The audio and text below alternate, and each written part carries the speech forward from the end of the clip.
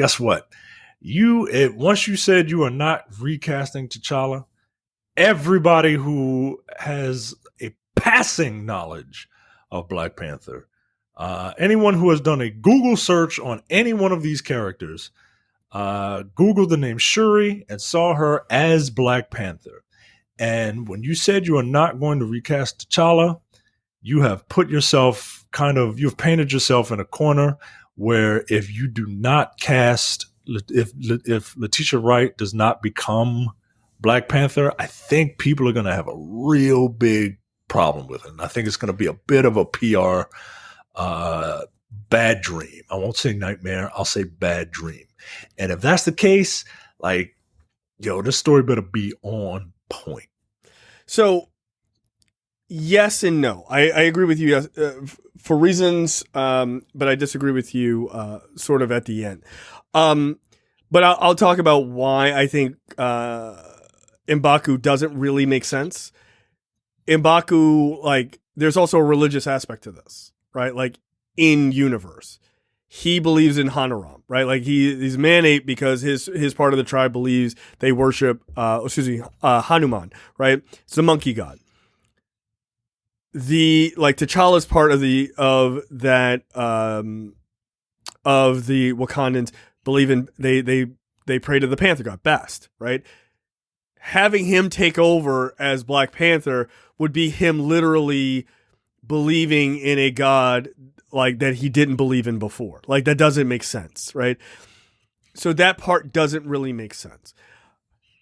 I agree with you that obviously having Shuri as Black Panther is what the comics say, and that's the obvious move.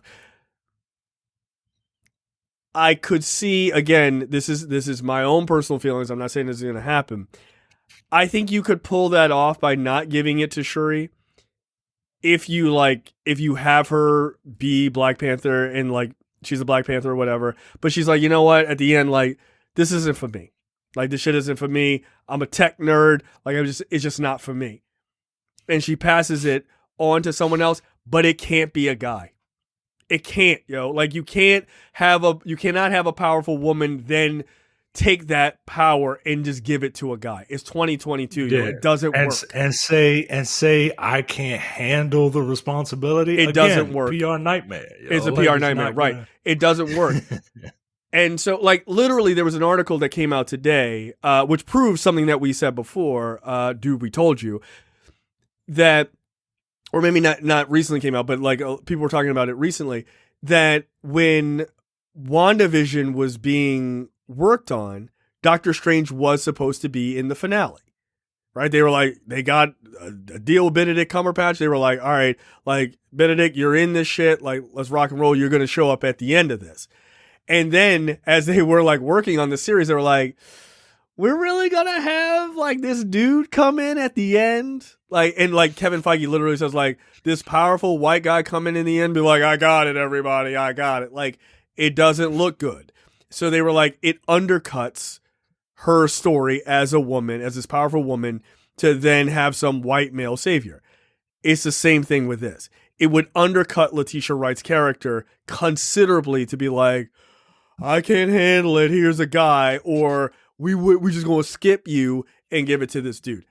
No way. Not especially considering if you watch Black Panther, the first one, how prominent women are in that movie. They're incredibly prominent characters in that movie.